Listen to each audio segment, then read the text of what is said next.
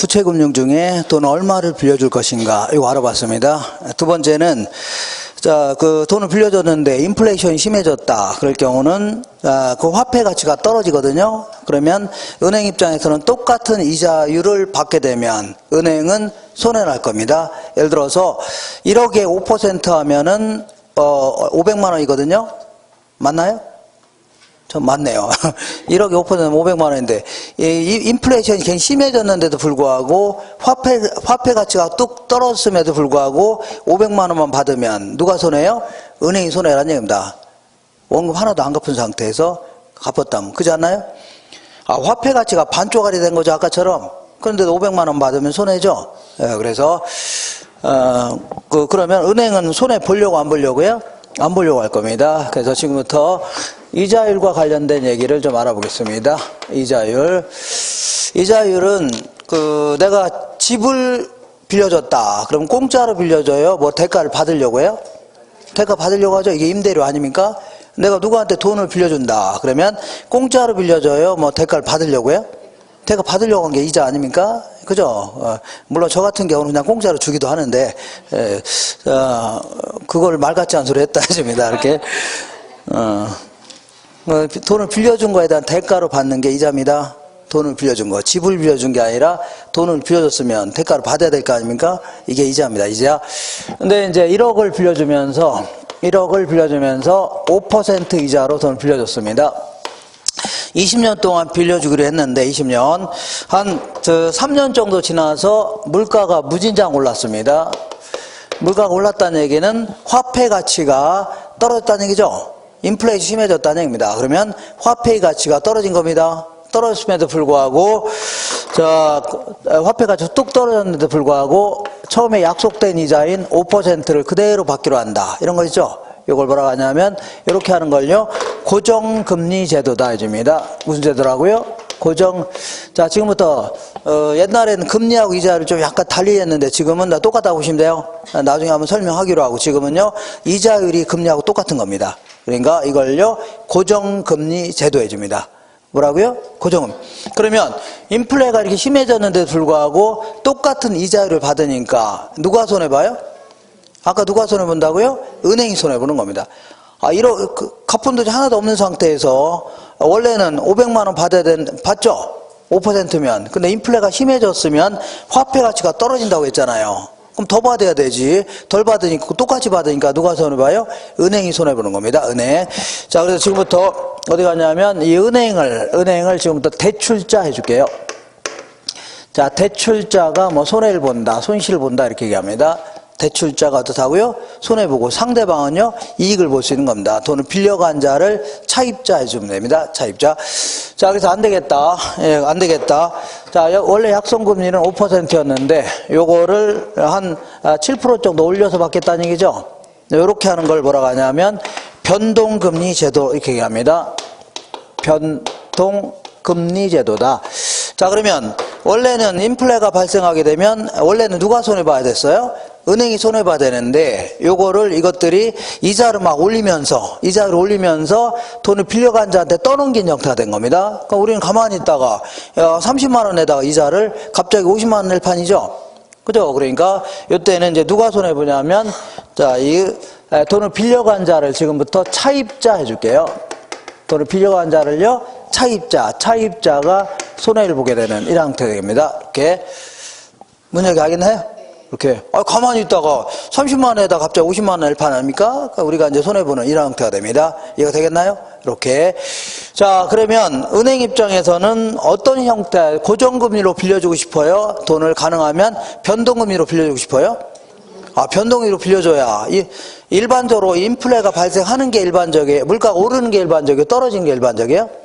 오른 게 일반적. 그러니까 우리 신문지상에 물가가 올라갔다는 얘기는 들어봤지만 떨어졌다는 얘기는 별로 안 들어봤잖아요. 그러니까 문제에서 항상 별다른 말이 없으면 일반적인 상황을 상정해야 됩니다. 일반적인 상황이 인플레가 발생하는 게 일반적 아닙니까? 일반적인 상황에서는 누가 손해본다고요? 고정금리로 빌려줬다가는 은행이 손해봅니다. 그럼 변동금리로 빌려두면 나중에 인플레가 발생하면 일반적으로 인플레가 발생하는 게 일반적이라고 했죠. 인플레가 발생하면 그때 가서 올리면 될 거 아닙니까? 그러니까 가능하면 어떻게 빌려줘요? 변동금리로 빌려주려고 할 겁니다. 그렇지 않나요? 은행은 손해 안 보려니까 인플레가 조금이든 많이든 계속 발생하잖아요. 그러니까 손해 안 보려면 어떻게 해야 돼요? 변동금리로 빌려주려고 할 겁니다. 그죠? 근데 자꾸 차입자가 와서 고정금리로 빌려달라고 막 떼를 쓰는 겁니다. 뭐 그런 경우보다는 요 상품은 정부에서 무조건 고정금리로 빌려주라 합니다. 이 상품은 정부에서 어떻게 하라고요? 고정금리로 빌려주랍니다. 그러면 고정금리로 빌려주게 되면 누가 손해봐요? 은행이 손해보니까 은행은 손해보려고 안 보려고요? 자꾸 어떻게 하든 안 보려고 할 겁니다. 그잖아요? 어떻게 하든 안 보려고 할 겁니다. 그래서 요거를 뭐라고 하냐면 초기 약정금리 이렇게 얘기합니다. 초기의 약정금리를 보면 담보대출 상품은 이렇게 고정금리를 적용하는 상품도 있고 그 다음에요 변동금리를 적용하는 상품도 있습니다. 변동금리를 적용하는 상품도 있고 어떤 거는요 그 차입자가 선택도 가능한 상품도 있습니다. 나는 요걸로 받겠습니다. 저걸로 받겠습니다 할 수 있다는 얘기죠. 네, 그래서 이번에 내가 이제 이렇게 선택이 가능한 대출 상품을 내가 돈 빌리려고 은행에 갔죠. 그래서 은행에 가서 맨 먼저 해야 될 게 뭐예요? 은행에 가서 맨 먼저 해야 될 것은 그 번호표를 먼저 뽑아야 됩니다. 그 입구에 이제 번호표 있잖아요. 이렇게 번호표 뽑고서 한참 기다리고 있어야 될 거 아닙니까? 뭐 한 2시간 기다리면 자 띵동띵동 이제 부를 거 아닙니까? 그러면 이제 날카롭게 생긴 안경 낀 친구가 이제 부를 거 아닙니까? 어떻게 오셨습니까? 해서 돈 빌리러 왔다 할 거 아닙니까? 그래서 그러면 담보대출 받을 거면 고정금리로 빌리실 겁니까? 변동금리로 빌릴 겁니까? 이렇게 물어볼 거 아닙니까? 선택이 가능하니까. 그러니까 이 변동금리로 빌렸다가는 이것들이 툭 하면 올릴 수 있는 거죠. 그래서 내가 뭐라고 했어요? 고정금리로 빌려줘 이렇게 할 거 아닙니까? 그러면 그 날카로운 친구가 이럴 겁니다. 고정금리로 빌리시게 되면 금리가 좀 높습니다 이 나올 겁니다. 변동금리도 하나 어떻다고요? 높습니다 나올 겁니다. 왜 그런가 볼게요. 얘가 됐든 자, 왜 얘보다 높냐 그런 얘기입니다. 이따 가다가 한번 확인해 보세요. 높습니다. 자, 그러면 요 실질금리라는 게 뭐냐면 실질금리라는 게 앞으로 인플레이션이 전혀 없다는 가정하에 뭐가 없다고요? 인플레가 없다고 가정하에 금융기관이 받고자 하는 이자를 요걸 얘기합니다. 금융기관도 돈 장사하는 거 아닙니까? 그러니까 인플레가 없다는 가정하에 금융기관이 받고자 하는 이자율 요걸요 실질금리를 하는 겁니다. 없다 가정하에. 근데 인플레가 없다고 가정했지만 사실은 인플레가 발생해요 안 해요? 조금이든 많이든 발생할 거 아닙니까? 그러면 나중에 인플레가 발생하면 어떻게 할 거냐 하면 당연히 발생하는 거죠. 발생하면 어떻게 해요? 얘는 그때 가서 올리면 되는 거죠. 얘는 그때 가서 올리면 될 거 아닙니까? 근데 얘는요 그때 가서 올릴 수 있어 없어요? 얘는 만기가 20년이라면 20년 동안 똑같은 이자를 적용하는 겁니다. 20년 동안. 그러니까 얘는 나중에 건들 수 있어 없어요? 없죠. 그러니까 아예 처음부터 빌려줄 때, 자, 매년, 이거는 항상 별 맞으면 연간 금리를 얘기합니다. 연평균 금리. 그러면 얘는 처음부터 빌려줄 때 매년 예상되는 인플레이율이 있다. 인플레이율이 있다면 요걸 더해서 책정하려고 할 겁니다. 예를 들어 볼게요. 원래 은행은 5%를 먹으려고 했습니다. 그리고 매년 누구한테 어디 소비자 물가지수 이런 거 감안했더니 한 2% 정도가 올라갈 것 같답니다. 그러면 합쳐서 얼마라고요? 7% 정도를 적용하겠다는 얘기죠. 근데 얘는 5%가 실질금리인데 그냥 5% 적용해도 상관없는 겁니다. 왜냐하면 나중에 인플레가 발생하면 그때 가서 올리면 되는 거죠. 나중에 올리면 되잖아요. 그러니까 굳이 처음부터 높게 받을 필요 있어 없어요? 없다는 얘기입니다. 그러니까 일반적으로는 고정금리가 뭐가 높다고요? 변동금리가 높습니다. 이렇게 높을 수밖에 없어요. 가서 물어보세요. 진짜가 아닌가? 높습니다. 이렇게.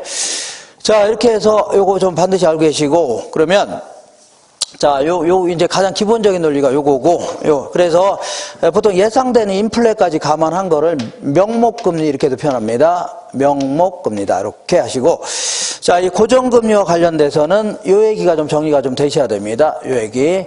그 다음에 변동금리와 관련돼서는 요 얘기가 좀 정리가 좀 되셔야 됩니다. 이렇게. 자, 이 고정금리와 관련돼서는 이렇게 고정금리로 해갖고 고정금리를 7%로 해서 돈을 빌렸습니다. 7%로 해서 20년 동안 갚기로 하고 빌렸다는 얘기죠. 빌렸는데 한 3년 정도 지나서 자, 이 시장 평균 고정금리가 그러니까 은행권에서 형성되어 있는 고정금리가 한 3년 정도 지나니까 내려갈 수도 있는 겁니다. 그래 무슨 얘기냐면 3년 전에 고정금리는 한 7%였는데 요즘에 빌릴 때는 한 5%밖에 안 된다는 얘기죠. 어느 은행 가든 비슷하게 이걸요 시장 평균 고정금리라 할게요. 그러니까 고정금리를 하더라도 미 연방금리 같은 게 내려가면 우리나라 내려갈 수 있는 겁니다. 그러니까 요즘에 빌릴 때는 고정금리가 내려갔다는 얘기죠. 그래서 시장 평균 고정금리가 5% 정도 내려갔습니다. 자, 그러면 차입자 돈을 빌려간 자를 차입자라고 했죠. 차입자 입장에서는 어떻게 하다 보니까 7%로 빌리긴 했는데 이걸 당장 다른 애에서 빌리면 얼마라고요?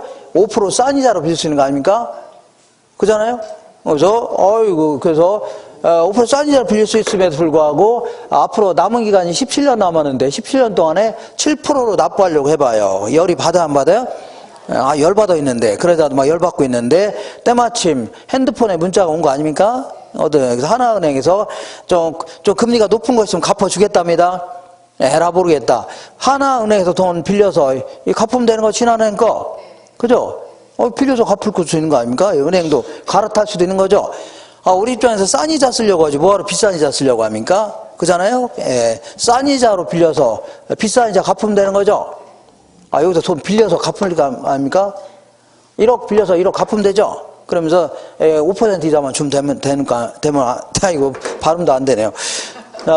그래, 요거를 뭐라 하냐면 조기에 상환한다 해줍니다. 조기에 상환한다. 아니면요, 중도에 상환한다 해줍니다.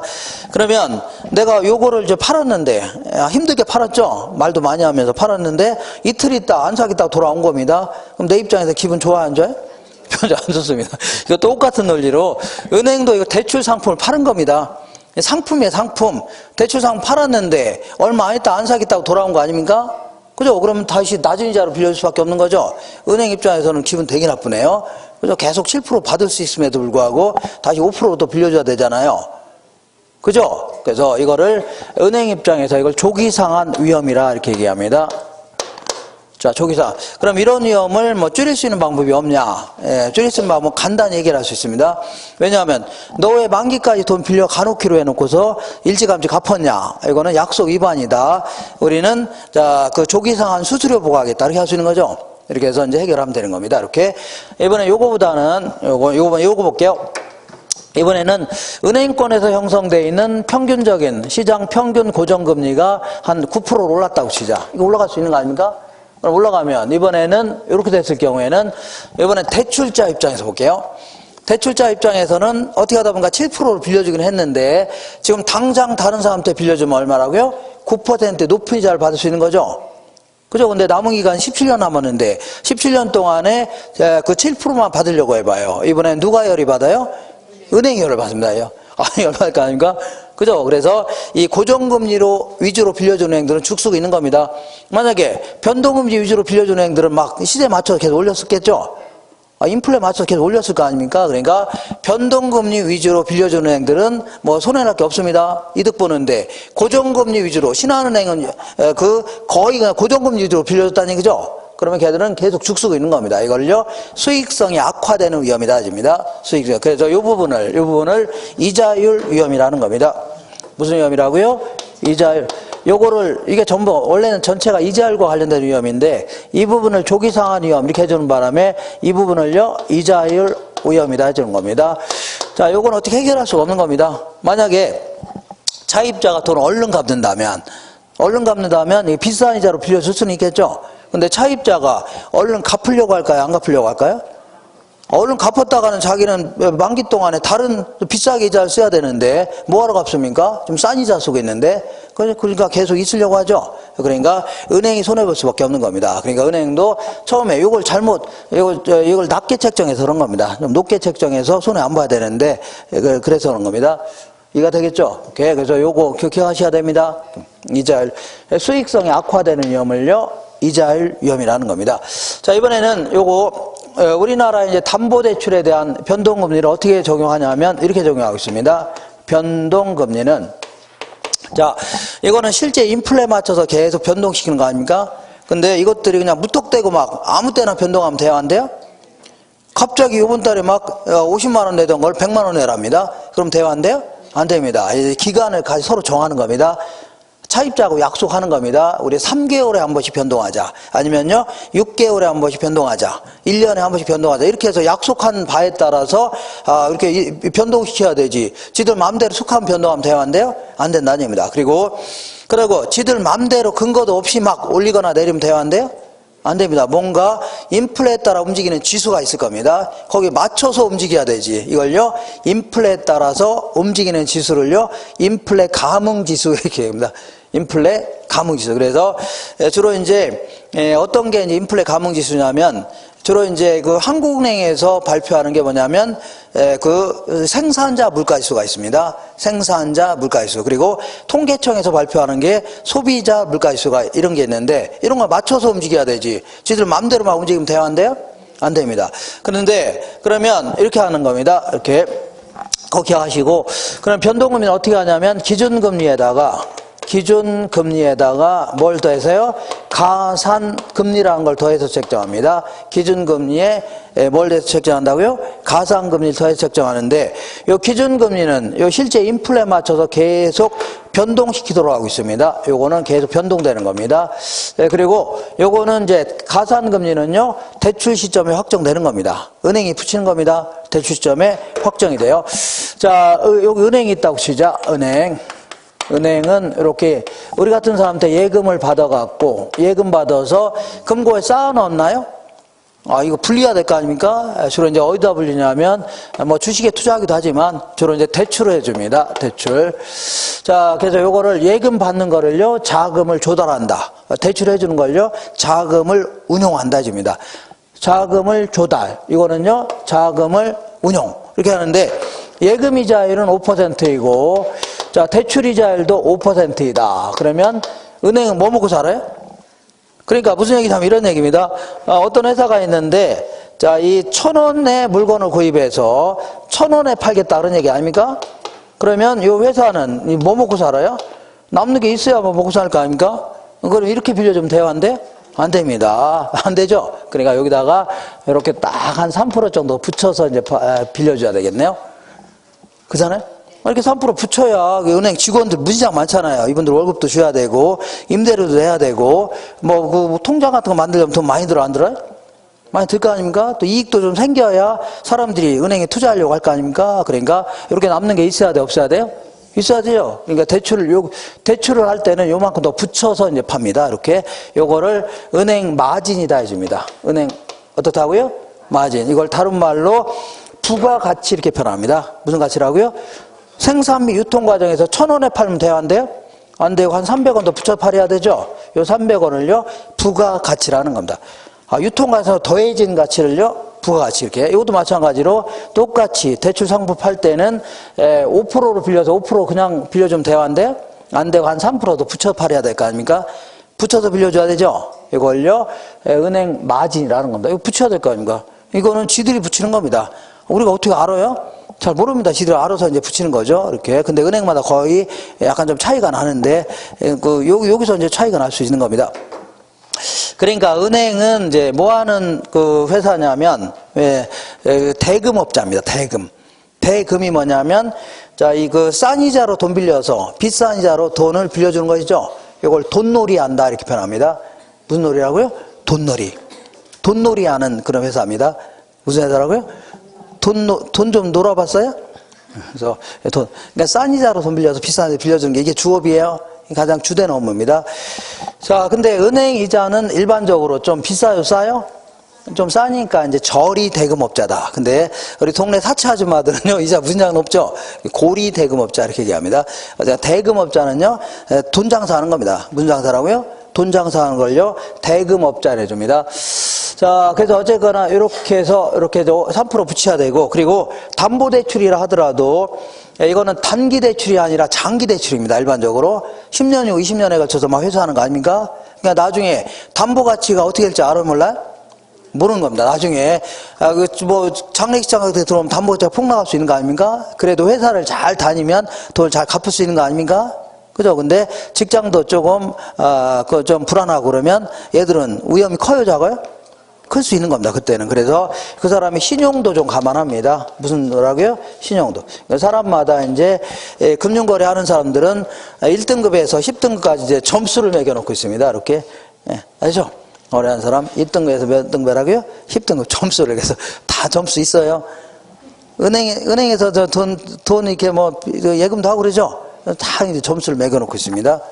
그래서 자, 그러니까 금융거래하는 사람들을 총 10개 계층으로 쪼개갖고, 이제 딱, 중간이 6등급 정도 총평균이고, 그 신용이 좋은 사람은 1등급 쪽으로 가는 거고, 이렇게 됩니다. 저쪽으로 갈수록 신용이 불량해지는 거, 이렇게 되는데, 자, 개인들은 이렇게 해서 점수를 매기는데, 기업들은 이렇게 매기지 않고, 자, 이렇게 매깁니다. 트리플 A다. 이게 이제 기업이, 자, 신용이 가장 좋은 회사들입니다. 우리 이제 요 주변에 있는 은행들이죠. 다 트리플 A 은행들입니다.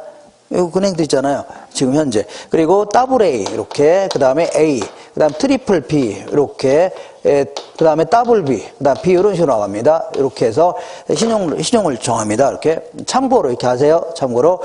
자, 그러니까 담보대출이 하더라도 나중에 담보 가치가 폭락할 수 있기 때문에 그 사람의 이제 그 신용도 좀 감안합니다. 감안해서 여기 결정하는 겁니다. 이거는 우리가 몰라요. 지들이 알아서 정하는 거니까. 그리고 요게 이제 일정 기간마다 변동시키는 겁니다. 변동시키는데, 요거는 약간 조금, 좀 약간 어렵게 느껴질 수 있는데, 그냥 듣기만 하세요. 자세히 안 물어봅니다. 듣기만 하세요. 자, 은행은 이렇게 어디 갔어요? 은행은 이제 요거 은행 예금 받는 거를 자금을 조달한다 이렇게 표현합니다. 그리고 요거를 자금을 운용한다 이렇게 얘기합니다. 조달해서 운영할 거 아닙니까? 그래서 자금의 조달 수단은, 자, 옛날에는 거의 정기예금, 정기적금 이런 게 거의 대부분입니다. 정기 예적금 이런 게 대부분인데, 자, 시대가 이제 바뀌고 이제 다변화될수록, 자, 여러 금융상품도 예금 상품도 다양한 형태로 변형할 수 있는 거 아닙니까? 우리 은행 가면 정기예금, 정기적금만 있는 건 아니에요. 여러 가지 형태의 예금 상품이 있습니다. 그죠? 예를 들어서 뭐 주택 부금이다 뭐 이런 식으로 해서 막 계속 붙는 것도 있고, 그 다음에 또 뭐가 있냐면 이 CD라고 해서 이 양도성 예금증서 해줍니다. 예금액을 타인에게 팔 수 있는 권리, 이런 권리도 부여할 수 있는 거 아닙니까? 이걸요 양도성 예금증서 하는 겁니다. 보통 이제 증서의 형태로 이제 발행하는데, 영어로는요, Certificate of Deposit 이렇게 합니다. 어때요? 발음이 아주 좋죠? 자, 어쨌거나 이런 걸 양도성 예금서라는 겁니다. 이렇게. 자, 아니면요, 환매채라고 해서 일정 기간 내에 다시 이 채권을 자기 사들이겠다입니다. 저 은행이 환매채다. 뭐 신종 기여보험이다. 뭐 이렇게 하고, 기여보험 이렇게 있습니다. 자, 이런 거 있죠? 은행 가면은 여러 가지 상품이 있을 거 아닙니까? 뭐 그런 생각하시면 돼요. 이거 상관없네. 이렇게. 그 다음에, 뭐 CMA라고 해서, 뭐 이거는 주로 증권회사가 취급하는 은행 그 예금 상품입니다. 뭐 이런 거라든가, 뭐 각종 금융 채권, 뭐 이런 게 있을 겁니다. 뭐 이런 거 자세히 안 물어보니까, 이런 여러 가지 예금 상품의 일종들입니다. 그러니까 이거 전부 다 한마디로 얘기하면요, 정기예금, 정기적금을 약간 변형시킨 겁니다. 약간의 형태로 변형시켰다 생각하시면 돼요. 이렇게 자기 맞는 예금을 할 수 있는 거 아닙니까? 맞는 예금. 자, 그래서 요거를 자금을 조달하게 되면 이자 나가요, 안 나가요? 이자 나가죠? 조달했으면 이자 나갈 거 아닙니까? 그죠? 이거를요, 그 자금 조달 비용이다. 영어로는요, cost of fund라는 겁니다. cost of 뭐라고요? cost가 비용입니다. 자금 조달에 따른 비용이라는데, 어쨌거나 과거에는, 자, 지금 요 기준금리가 인플레 감흥지수에 따라 움직이라는 얘기죠. 인플레에 따라 움직이는 지수에 따라서 이걸 변형시키라는 얘기 아닙니까? 변동시켜라. 근데 생산자 물가지수 아니면요 소비자 물가지수 이런 걸로 하는 게 아닙니다. 금융과 밀접히 관련되어 있는 지수 이걸 사용합니다. 그래서 과거에는 주로 이제 CD 금리 있잖아요. CD 금리. 양도성 예금서의 금리가 있습니다. 듣기만 하세요. CD 금리. 자, 은행들은 매일매일 그 CD를 발행합니다. 매일매일 그 금리에 맞춰서 발행할 거 아닙니까? 시세 금리에 맞춰서 발행하죠. 그러면 듣기만 하세요. 자세히 안 물어보니까. 요거를 퇴근하기 전에 이거를 전부 다 하루 종일 발행했던 것이죠. 이거 취합해서 저녁 때 누구한테 보고해야 되냐면 금융투자협회에다 보고해야 됩니다.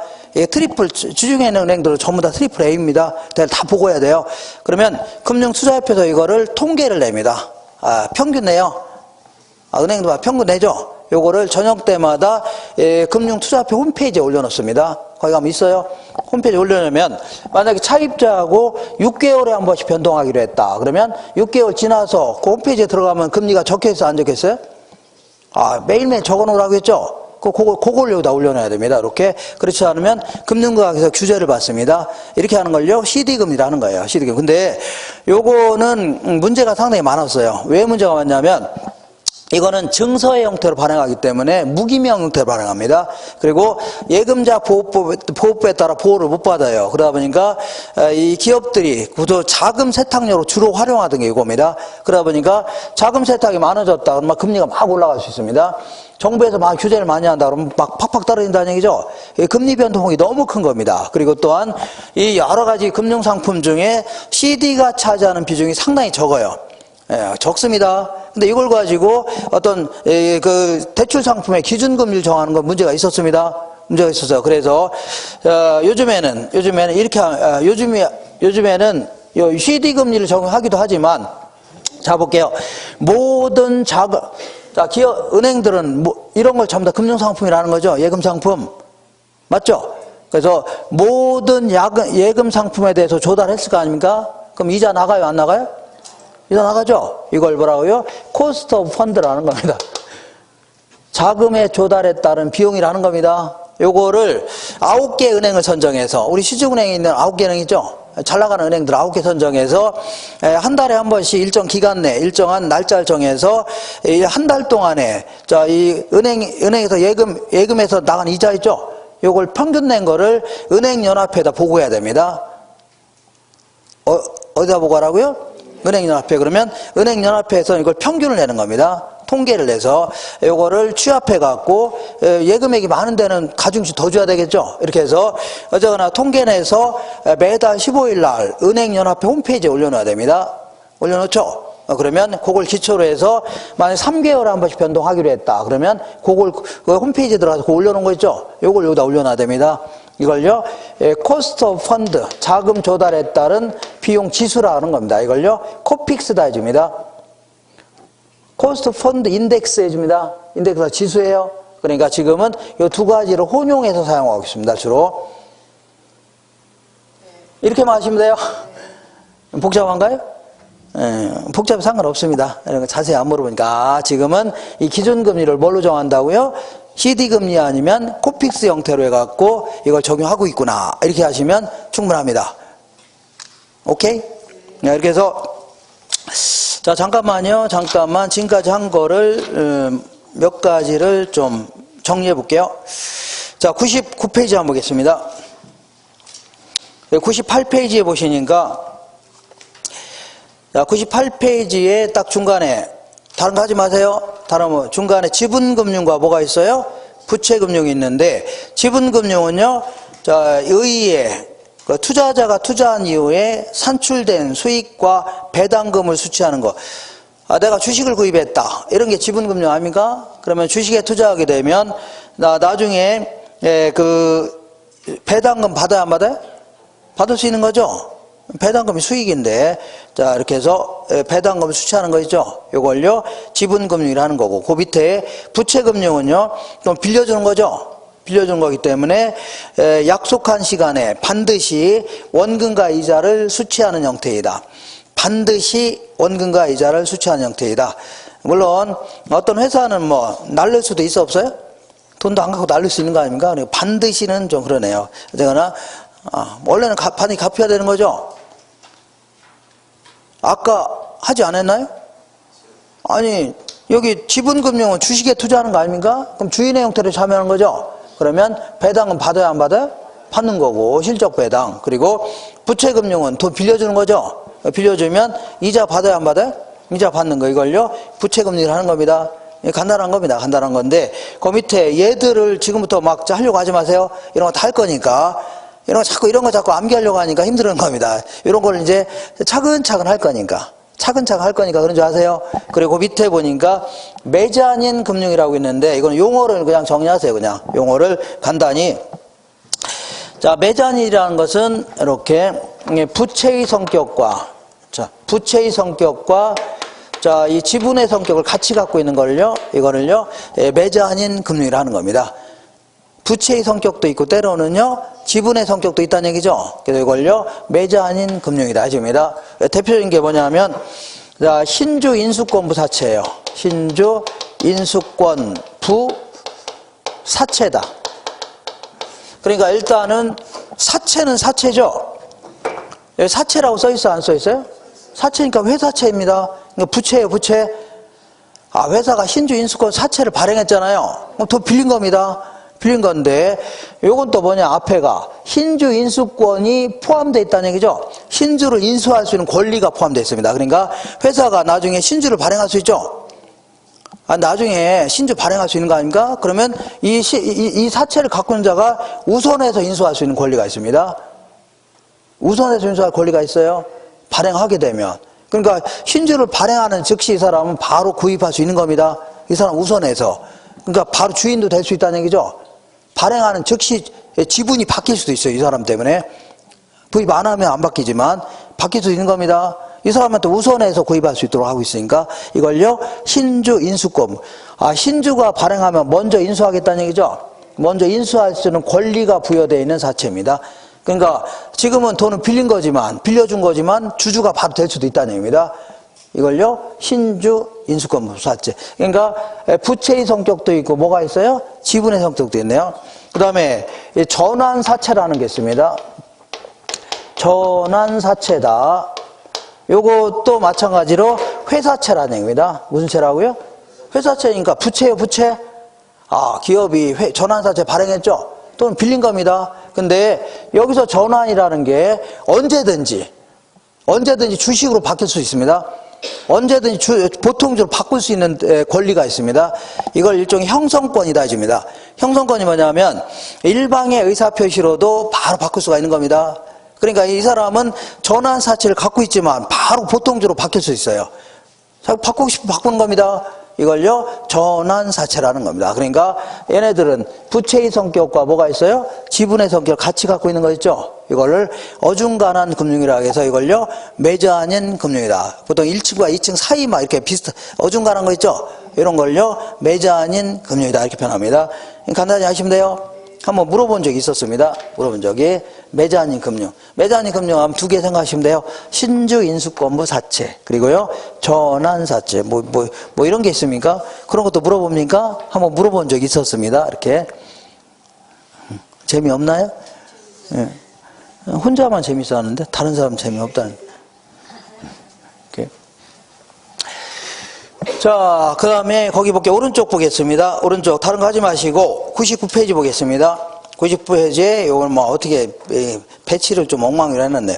자, 위에서 한 10번째 줄 보시면 7번째 차입자의 조기상환 유무를 볼게요. 먼저 이거는 옆에다가 고정금리라고 써놓으세요.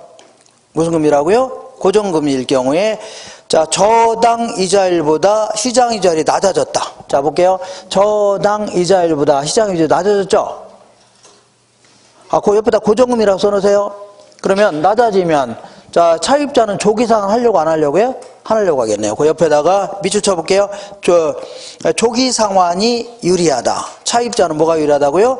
조기상환이 유리하다. 이번에는 부터 2번 볼게요. 저당 이자율보다 시장 이자율이 높아졌을 경우, 얘보다 이거 높아졌죠? 그러면 고정금리로 빌려주는 은행은 죽쓰고 있다고 했죠? 수익성이 악화될 수 있는 겁니다. 그래서 동그라미 2번에 두 번째 줄 보시면 대출자는 이자 수익, 즉 수익성이 악화됩니다. 수익성이 악화된다. 은행은 죽쓰고 있다는 얘기죠. 그 다음에 그 밑으로 쭉 내려가서 양괄호 4번에 고정금리와 변동금리와의 관계 알아보겠습니다. 1번 볼게요. 다른 조건이 동일할 경우에 최초의 대출금리는요 변동금리가 고정금리보다는 낮다. 자, 변동금리가 고정금리보다 낮죠. 얘가 높다고 했잖아요. 얘가 낮고. 그 이유가 뭐냐면 얘네들은 나중에 인플레가 발생하면 그 얘들 떠넘기면 되는 거죠. 위험이 작으니까 그런 겁니다. 자, 읽어볼게요. 그 이유는 변동금리는 금리 위험을 누구한테 떠넘길 수 있다고요? 차입자한테 떠넘길 수 있죠. 아, 인플레가 발생할 때마다 그때 올리면 될 거 아닙니까? 그러니까 금리가 처음부터 낮을 수밖에 없는 겁니다. 처음에는 낮게 출발해서 상관없어요. 그 다음에 2번에 볼게요.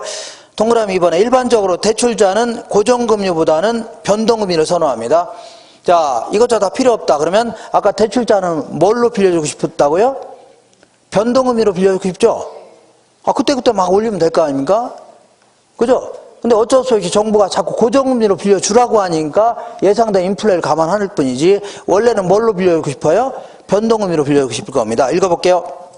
일반적으로 대출자는 고정금리보다는 변동금리를 선호한다. 그 이유는요, 변동금리는 금리 위험을 차입자에게 어떻다고요? 전가할 수 있기 때문이라는 얘기죠. 그때그때마다 떠넘길 수 있다는 얘기죠. 그렇기 때문에 그런 겁니다. 그 다음에 거기에 자, 이 명목상 금리의 산정이다 해서 고정금리는 자, 그 실질금리 플러스 이자율 있죠? 위험률. 실질금리 있잖아요. 실질금리. 여기 실질금리를 정할 때는 여기에 다 위험률도 다 감안하는 겁니다. 뭘 감안한다고요? 위험을 감안해서 뭐 빌려주는 거지. 거기다 뭐 따로 쓸 필요 없습니다. 이거는 이분이 좀 잘못 알고 있는 겁니다. 항상 실질금리에는 쥐들이 받고자 하는 이자율에는 위험률을 감안해요, 안 해요? 감안하는 겁니다. 그러니까 여기에 다 들어가 있는 겁니다. 위험률이. 알겠죠? 여기다가 그 옆에다가 뭘 더해서요? 예상되는 인플레이를 감안해서 감안합니다. 이걸요 명목금리라는 겁니다. 무슨 금리라고요? 명목금리. 그리고 변동금리는 이제 보통 명목금리라는 용어 쓰지 않는데 이렇게 마세요. 기준금리에다 뭘 더해서요? 가산금리를 더해서 책정합니다. 기준금리에 뭘 더해서요? 가산금리를 더하는데 이때 기준금리는 밑줄 쳐볼게요. 첫 번째 줄 맨 끝에 CD 밑줄 쳐보세요. CD 했나요? 그 밑에 코픽스 두 가지를 혼용합니다. CD하고 코픽스를 혼용해 쓰고 있다. 그리고 그 밑에 가산금리 있죠? 가산금리는 개인의 신용 등의 상태에 따라 결정. 개인의 신용 등 했으니까 신용뿐만 아니라 마진도 포함되는 겁니다. 은행 마진도 포함해서 결정합니다. 이렇게. 그 다음에 디귿번 볼게요. 디귿번 생각해 볼게요.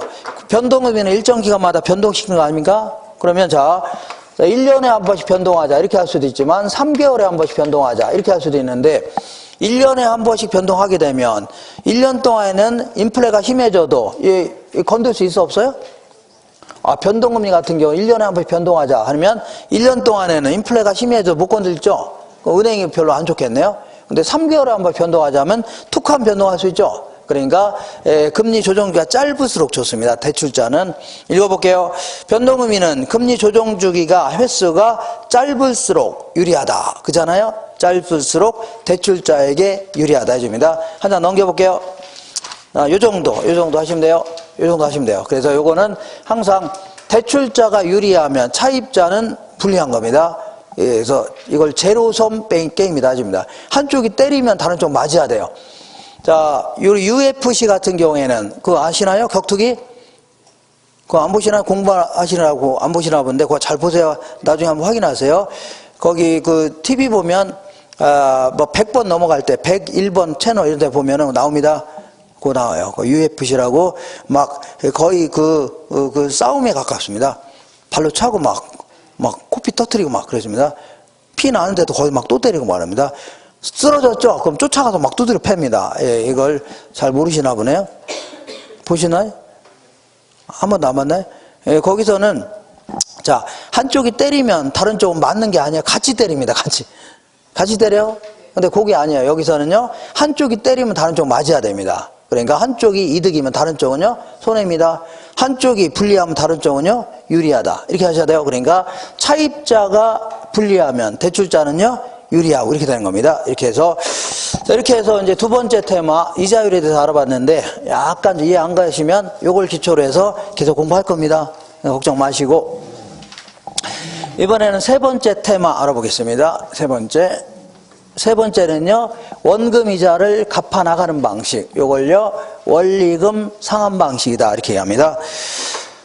자, 원금과 이자를 갚아 나가는 방식. 요걸요 원리금 상환 방식이다 이렇게 할게요. 세 번째 테마입니다. 이렇게. 자, 우리 교재는 어디 있냐면 거기 100페이지 볼게요. 나 100페이지에 거기 메뉴에 저당 상환 방식 있잖아요. 여기에 보면 자, 그 고정금리 상환 방식의 1번에 원금 균등, 원리금 균등, 체증식 요 세 놈이 해마다 이제 최소한 한 문제 안 나온 적이 거의 없습니다. 많게는요, 2문제를 물어봅니다. 2문제. 자, 여기서는 예를 들어 볼게요. 예를 들어보자. 예를 들었는데, 이렇게 볼게요. 일단은 대출 원금은 10,000원이랍니다. 10,000원. 이렇게. 애초에 빌려준 돈은 10,000원. 그리고 만기라는 게 이 원금을 전부 갚기로 약속한 기간을 만기라는 겁니다. 쪼개서 갚든 한꺼번에 갚든 어쨌거나 모조리 갚기로 약속한 기간, 마지막 1원까지도 다 갚기로 약속한 기간을요, 만기다. 만기가 4년입니다. 4년. 그리고 이자율은, 자, 이자를 앞으로는 레이트 해줄게요. 이렇게 표현해볼게요. 이자율은 이제 10%랍니다. 10%. 자, 요 10% 할 때는 별 말이 없으면 연이자를 얘기합니다. 무슨 이자라고요? 연. 1년에 10%는 아닙니다. 1년에. 만약에 월이자로 한다면 12로 나눠야 돼요. 이렇게. 이게 바로 월이자가 되는 겁니다. 자, 그 다음에 뭐가 있냐면 얘는 매달 갚아나가면 좀 복잡스럽죠? 논리를 좀 간단히 하기 위해서 매년 말에 갚기로 할게요. 매년 말에. 매년 1년에 한 번씩. 몇 년에 한 번씩이라? 1년에 한 번씩. 그러니까 편의상 매년 말. 1월 1일 날 빌려갖고 매년 말에 원금도 갚고 이자도 갚으랍니다. 원금도 갚고 이자도 갚으래요. 매년 말에 원리금을 갚으랍니다. 원리금. 그리고 얘는 이제 변동금리로 했다가는 이제 이자율 때문에 바뀔 수 있죠. 갚을 돈이. 그러니까 고정금리를 가정해 볼게요. 무슨 금리라고요? 고정금리. 가정하는데 이렇게 이제 요 세 가지는 거의 해마다 물어봅니다. 이렇게 해마다. 자, 볼게요. 자, 너 원금을 매년 말에 똑같이 갚아나가라. 이렇게 하는 걸요, 원금 균등상환 방식이라는 겁니다. 원금을 똑같이 갚으라는 얘기 아닙니까? 그 다음에 얘는요, 원리금 합계액을 매년 말에 똑같이 갚아나가라는 겁니다. 이걸요, 원리금 균등상환 방식. 얘는요, 체증식, 체라는 게 점점이라는 뜻입니다. 체가 봐요? 점점. 이거 다른 말로 이제 점증식 이렇게도 표현합니다. 점점 늘려나가라는 얘기입니다. 점점 뭔가를 늘려나가라. 자, 이걸요, 체증식 혹은요, 점증식 이렇게 얘기합니다. 체증식, 점증식. 자, 그래서 요거는 이렇게 볼게요. 이렇게 보겠습니다. 이렇게 잘 보면, 이렇게 이제, 자, 1년, 2년, 3년, 4년인데, 자, 10,000원을 빌려줄 테니까 매년 말에 원금하고 이자를 합쳐 원금을 똑같이 해서 갚으라는 얘기 아닙니까? 뭘 똑같이 하라고요? 원금액을 똑같이 해서 갚아나가. 이렇게 원금액을 똑같이 해서 갚아나가라. 어디 갔어요? 이렇게. 자, 얘도 이렇게. 얘도 어디 갔어요? 이렇게 해주면 되죠? 여기도요. 이거 한 칸, 여기 답답해 죽겠네. 그죠? 이렇게. 맞나요? 자, 이렇게. 이게 원금액입니다. 똑같이 삐딱삐딱합니까? 이렇게. 재밌어? 재미없어요? 재미없네. 자, 여기 마음에 안 드네요. 이렇게 해볼게요. 자, 4년 동안. 자, 원금을 4년에 걸쳐서 똑같이 쪼개서 갚는 겁니다. 그러면 얼마씩 갚으면 돼요? 4년 동안 매년 말에 똑같이 쪼개서 갚으래요. 얼마씩 갚으면 돼요? 2,500원씩 갚으면 되겠네요. 맞죠? 자, 그래서 요거 2,500원. 여기도 얼마라고요? 2,500원. 요것도 이렇게 갚으면 돼요. 이렇게 갚으면 되고, 항상 이자는 어떻게 갚으면 돼요? 이자는요, 원금 중에 남아있는 금액에 붙는 겁니다. 예를 들어서 1억을 빌렸는데 9천만 원 갚았다. 그럼 얼마 남았어요? 1,000만 원 남았잖아요. 1,000만 원에 대해서 이자가 붙는 거지 1억에 대해서 붙는 게 아닙니다. 그죠? 그냥 항상. 근데 첫 해는 얘 10,000원 갚은 게 있어 없어요? 없잖아요. 1,000원에 10,000원에 대해서 1년 지났죠? 1년치를 내야 됩니다. 항상 기간마다 1년치 썼잖아요. 10,000원을 1년치 빌려 썼죠? 그럼 1년치 이자를 내야 되는 겁니다. 그러니까 10,000원에 대해서 10% 하면 얼마요? 1,000원 아닙니까? 이렇게 1,000원에 이자가 딱 붙는 겁니다. 자, 어디 갔어요? 1,000원. 자, 두 번째 볼게요. 두 번째는요, 10,000원에서 얘 갚았어요? 안 갚았어요? 갚았잖아요. 이거 얼마 남아 있었어요? 7,500원 남았잖아요. 7,500원에 대해서 1년 지났죠? 1년 이자 내야 될 거 아닙니까? 항상 빌린 거에 대해서 기간에 따른 이자를 내야 되는 거예요. 그러니까 7,500원에서 1년치 빌렸죠? 1년치 내야 될 거 아닙니까? 7,500원 곱하기 10% 하면요, 750원이 이자가 딱 붙는 겁니다. 이렇게. 자, 3년째 될게요. 3년째는요, 10,000원에서 얘도 갚고 얘도 갚았죠? 예, 그러니까 5,000원 남아있네요. 5,000원에 대한 이자 500원 이자가 딱 붙는 겁니다. 자, 그 다음에, 자, 또 그 다음에는요, 250원 붙겠죠? 이렇게 해서 갚아나가는 이러한 방식을요, 원금 균등상환 방식이라는 겁니다. 뭔 상해라고요? 원금 균등상환. 이렇게. 자, 요거 이제 나중에 요걸 연습하면 돼요. 연습하면 되는데, 약간 마음에 안 드는데, 약간 그래도 그냥 넘어갈게요. 그냥 집에 갈 것 같아서. 자, 이번에는 두 번째 보겠습니다. 이렇게 보겠습니다. 이렇게 1년, 2년, 3년, 4년인데, 자, 10,000원을 빌려줄 테니까, 원리 금액을 똑같이 해서 갚으라는 얘기입니다. 그러니까 얘는, 자, 은행에서 1억을 빌려줄 테니까, 1억을 3년 동안에, 10년 동안에, 10년이면 1년은 몇 달로 돼 있어요? 12개월 아닙니까? 그죠? 그러면 120개월이죠? 그러니까 1억을 120개월로 쪼개는 겁니다. 쪼개서 갚는 거예요. 쪼개서 갚았죠? 그리고 이자는 항상 뭐라고요? 남은 금액의 이자가 계속 붙는 겁니다. 이런 식으로 갚아나가는 걸요, 원금 균등이라는 겁니다. 자, 이번에는 볼게요. 얘는 이렇게 지울게요. 얘는 요거는 이제 아직 공부를 안 했기 때문에 요거는 10,000원을 빌렸다. 그러면 자, 매기 갚을 원리금 균등상환액을 계산한 공식이 있습니다. 공식이 있어 나중에 1월달에 할 겁니다. 요거는 연금의 현가계수를 뒤집어 놓은 건데 요걸 저당상수 이렇게 표현합니다. 뭔 상수라고요? 자, 내가 은행이 그러는 겁니다. 너 1억을 빌려줄 테니까 30년 동안에 걸쳐서 매달 20만 원씩 원금이자 합쳐서 갚으랍니다. 이자도 포함해서 얼마라고요? 20만 원씩 갚으래요. 그러면 요거 계산할 때는 뭘 집어넣으라고요? 저당상수 곱하는 겁니다. 요 공식이 있어요. 좀 복잡한 공식. 그죠? 이거 있습니다. 그러니까 요 계산하게 되면 얼마 나오냐면 3,155원 나옵니다.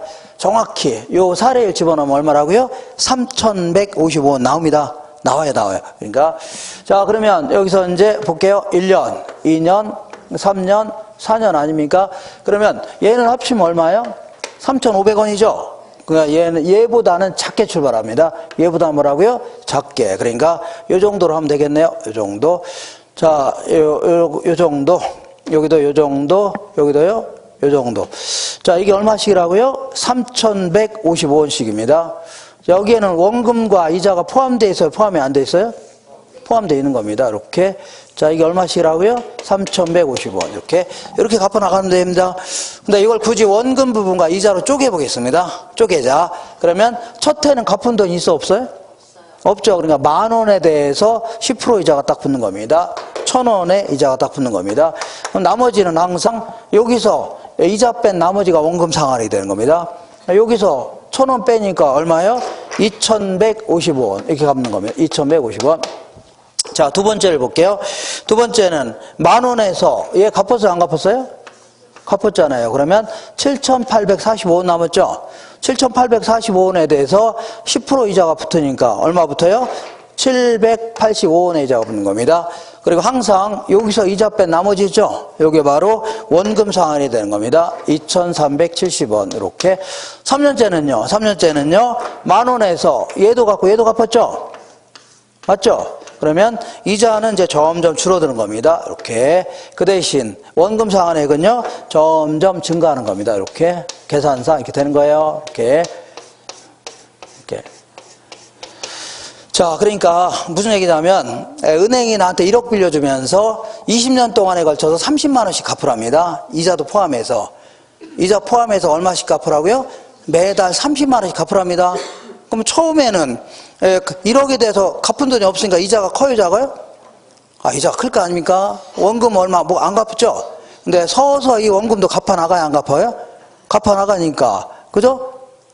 이자는 점점 줄어들죠? 원금에는 점점, 원금 상환에 점점 증가하는 겁니다. 이렇게 해서 갚아나가는 방식을요, 원리금 균등이라는 겁니다. 원리금 균등. 이렇게 할 수 있죠? 이렇게. 자, 이런 식으로 그 갚도록 만든 공식이 저당 상수입니다. 이렇게 하시면 돼요. 똑같이 원리금을 갚도록 만든 공식이요. 저당 상수. 이렇게 하시면 돼요. 자, 마지막으로 체증식 알아볼게요. 체증식은, 여기 볼게요. 어디 갔었냐면, 이렇게 보겠습니다. 1년, 2년, 3년, 4년인데, 얘는, 이렇게 마음에 안 드네요. 이렇게. 얘는, 자, 이렇게 한 칸 좀 뛸게요. 한 칸 이렇게 띄어서. 이렇게. 1년, 2년, 3년, 4년인데, 얘는 이제 어떤 법칙에 따라 갚아나가다 이게 아닙니다. 이거는 약속하는 겁니다. 차입자하고 대출자가 약속하는 거예요. 은행하고. 자, 약속하는데 어떻게 약속하냐면, 이렇게 약속하는 겁니다. 너, 첫 해는 300원만 갚아라. 원금 중에. 원금 중에 얼마 갚으라고요? 10,000원 딱 놓고서, 너 첫 해는 얼마 갚으라고요? 300원 갚으랍니다. 두 번째는요, 1,000원 갚으랍니다. 얼마 갚으라고요? 1,000원 갚으래요. 자, 세 번째는요, 자, 첫 해는 300원 갚으래요. 자, 두 번째는 얼마 갚아요? 1,000원 갚으래. 세 번째는요, 3,700원 갚으랍니다. 3,700원. 자, 그러면 그동안 이제 5,000원 갚았죠? 마지막 해에 남은 돈 다 갚으랍니다. 5,000원. 이렇게 하라고 할 수 있는 거 아닙니까? 약속할 수 있는 거죠? 이자를 붙여보겠습니다. 이자는 항상 원금 중에 남은 금액에 붙는데 첫 해는 갚은 돈이 있어 없어요? 없으니까 10,000원에 대해서 10% 이자가 딱 붙는 겁니다. 이렇게 얼마예요? 1,000원의 이자가 딱 붙는 겁니다. 자, 두 번째는요. 10,000원에서 얘 갚았어요? 안 갚았어요? 갚았으니까 9,700원 남았을 거 아닙니까? 9,700원에 대한 이자 970원의 이자가 딱 붙는 겁니다. 970원. 자, 3년째는요. 10,000원에서 얘도 갚고 얘도 갚았죠? 그러니까 이자는 점점 줄어들겠네요. 이렇게 이자는 줄어들 거 아닙니까? 그 대신 약속대로 얘는 자연스럽게 얘는요. 약속대로 원금액은 점점 늘어나는 거 아닙니까? 이렇게 해서 갚아나가는 이런 방식을요. 이거를 체증식 해줍니다. 뭐라고요? 체증식. 자, 혹은 점증식 해줍니다. 그래서 이렇게 해서 이 세 가지 그림이 머릿속에 딱 들어와야 돼요. 딱 들어와야 됩니다. 큰일 났네. 자, 일단은 맨 먼저 기억할 것은 대출 초기에 원금 갚은 게 가장 많은 게 어떤 거예요? 원금 변동. 가장 적게 갚는 게요? 체증식. 얘는 항상 중간입니다. 원리금액도 마찬가지입니다. 대출 초기에 원리금을 가장 많이 갚은 게 어떤 거예요? 원금 변동. 가장 적게 갚은 게 체증식. 얘는 항상 중간입니다. 항상 중간이에요. 그럼 질문해 볼게요. 만기가 30년인데 만기가 몇 년? 30년인데 5년 지나서 조기상환 하려고 합니다. 조기상환이 뭐예요? 남은 금액 갚으려고 하는 거죠. 그 조기상환 할 때 남아있는 금액이 가장 작은 게 어떤 거예요? 다시 할게요. 만기가 30년인데 5년 지나서 조기상환 한다는 얘기는 한꺼번에 다 갚는다죠.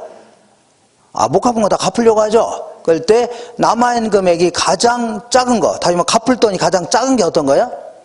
원금 변동입니다. 왜냐하면 얘가 가장 처음에 많이 갚았잖아요. 남은 금액이 가장 적을 수밖에 없네요. 이해가 되겠죠? 이렇게. 얘가 가장 많을 수밖에 없는 겁니다. 그죠? 근데 요거는 아무래도 누구한테 적합하냐면 젊은 소득층에게 적합하네요. 무슨 소득층이라고요? 젊은 소득. 여기 계시면 다 이제 젊은 소득층 아닙니까? 젊은 소득. 그죠? 딸벌밖에 안 되니까. 거의. 아버지 한번 해보세요, 저한테.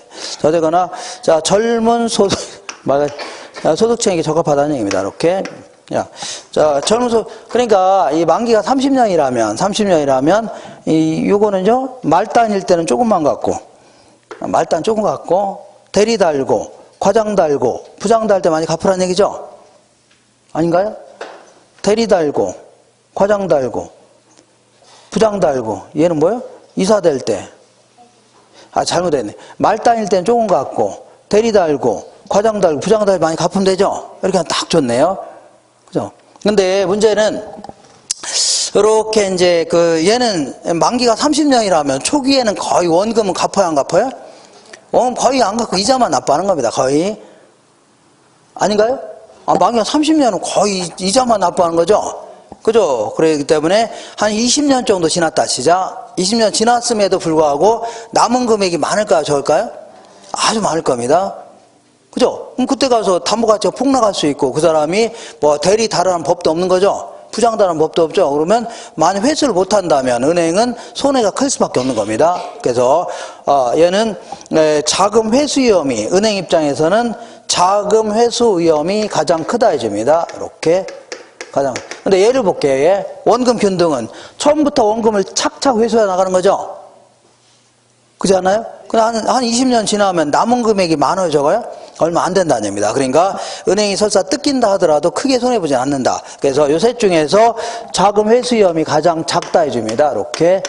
자, 그러면 얘는 항상 뭐든지 중간입니다. 오염이 딱 중간이에요. 그러면 은행도 항상 자기네들도 위험이 크면요 높은 이자를 적용합니다. 위험이 작으면요 낮은 이자를 적용해요. 그러니까 이 셋 중에서 얘가요 어디 갔어요? 얘가 이자율을 레이트 해줄게요. 레이트. 자, 이자율이 가장 낮습니다. 얘는요 이자율이 가장 높아요. 얘는 항상 중간입니다. 이자율도. 이렇게 해서 이런 걸 중심으로 해서 이제 문제 물어봅니다. 그림 머릿속에 들어와야 돼요. 나중에 1월 달부터 여기 어떤 식으로 물어보는지 다 기출문제를 딱 풀어봐야 돼요. 기출문제 딱 풀면 저걸 저렇게 물어보는구나. 이렇게 해서 요걸로 딱 끝나는 겁니다. 요 그림으로 모든 게 끝나요. 오케이? 자, 이렇게 해서 세 번째 테마인 원리금 상환 방식 알아봤습니다. 잠깐만 쉬었다가 이제 약간 좀 까탈스러운 그 대출채권의 유동화 제도 알아보겠습니다. 잠깐 쉬겠습니다.